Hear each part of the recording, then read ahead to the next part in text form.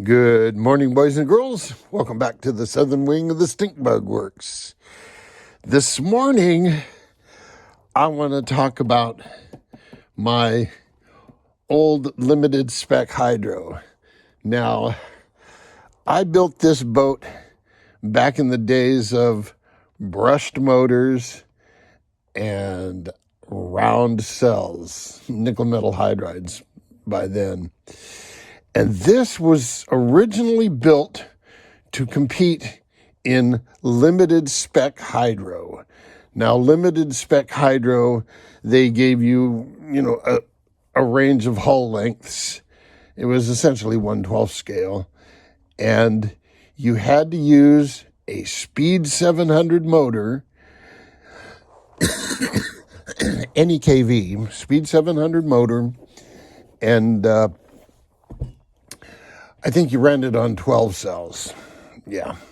So you had 12 cells and a speed 700 motor. Well, shortly thereafter, Aquacraft came out with the SV27, which was a giant leap forward in mass-produced RC boats. And it used a brushless motor. And it was roughly 1800 kV, pretty similar to the Speed 700s, and had power output pretty similar to the 700s.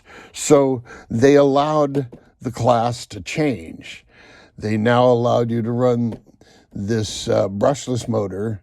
It had to be that one. And they now allowed lipos.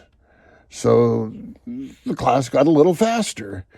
And then for some reason, the racers lost interest in the class, and that was the end of that. But they still made cool boats. Well, this was a design by Doug Campbell, and this is the Doug Campbell Classic Hydro. And this is a vacuum-formed kit done in the shoebox method. Hang on. And the shoebox method kind of works like this. Cross section through here, the bottom of your hull, and you got a little non-trip. The bottom of your hull looks like that. And the top of the hull goes over it like a shoebox and has this little lip where the top of the bottom hull goes into, so this kind of goes over it like a shoebox. Well, one of my viewers, who for the sake of discussion, who I shall call Don, asked me about, how do you build a shoebox boat and so forth. And let's look at that shoebox joint closer. So you got your bottom hull and your deck.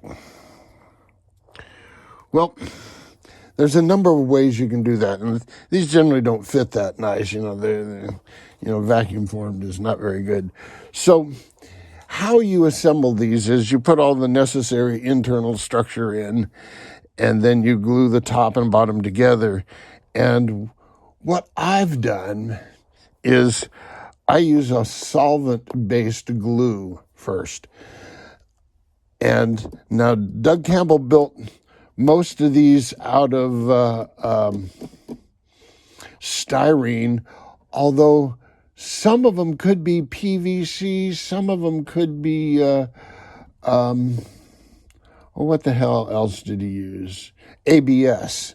So take a little scrap and test it with the glue you have and see if it softens and melts the plastic. And then what I would do is tape the whole thing together, square it up, tape it all together, set it on your setup board, make sure everything's all together and good to go, and then drizzle your solvent glue. By now you would have it upside down.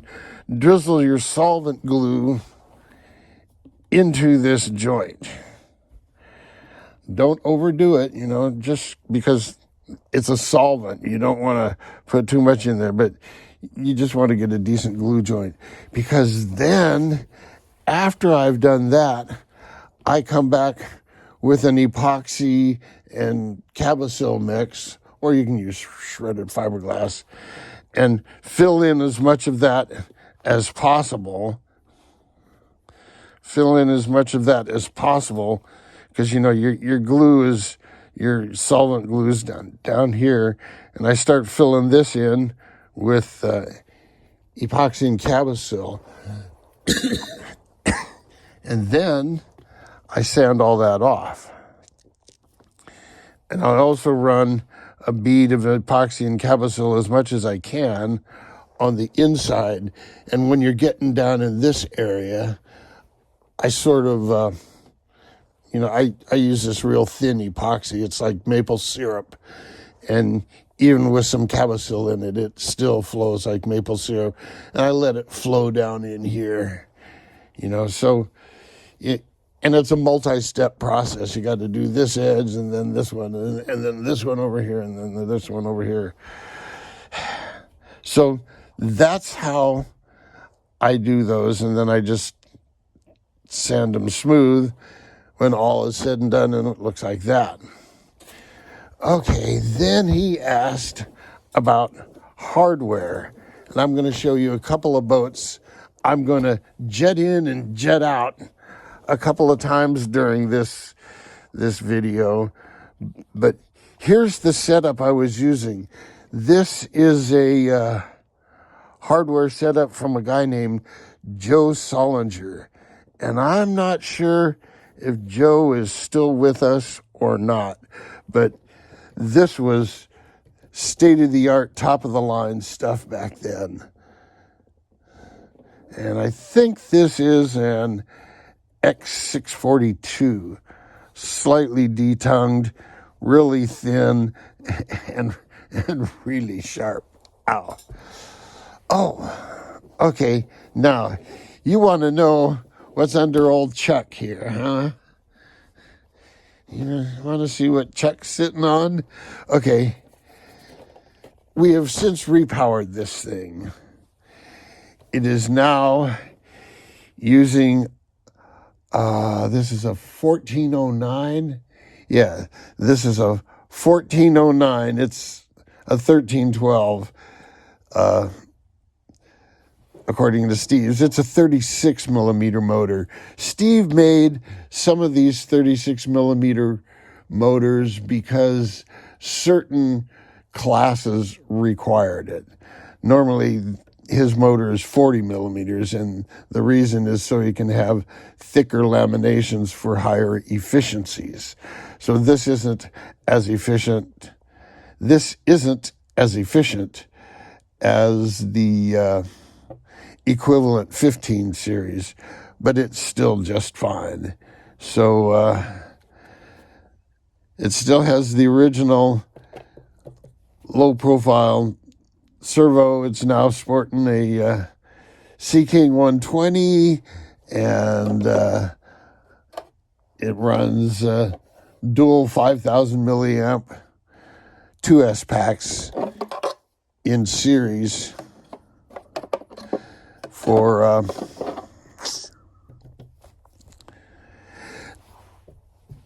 this motor. Now this motor is, I think the KV is 1820. So it's right in there with the original LSH. I expect this to run kind of like the LSH did.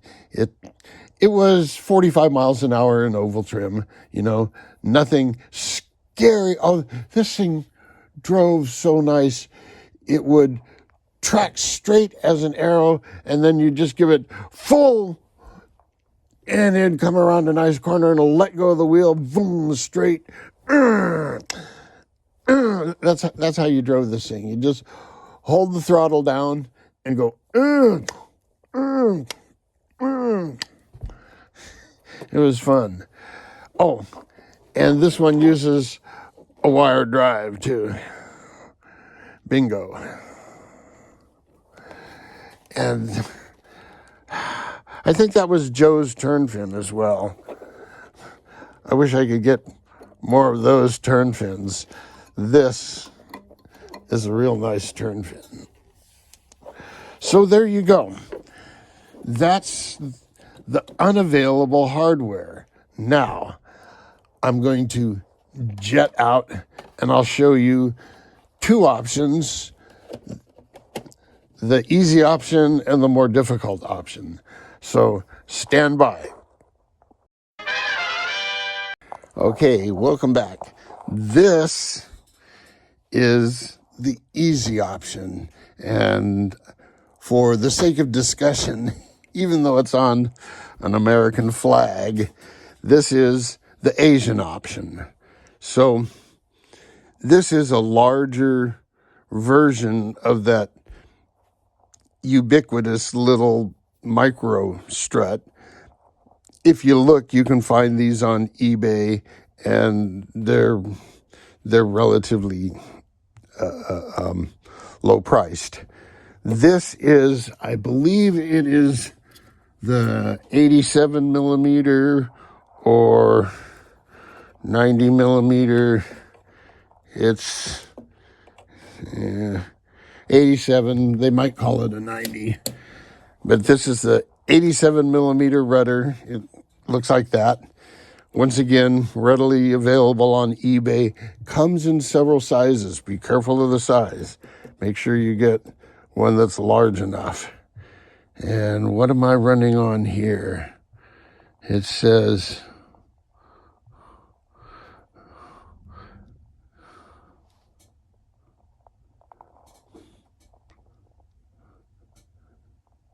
bad. Something hydro. Bud hydro. I ran this on my old Bud hydro. That thing, God, what did I run that on?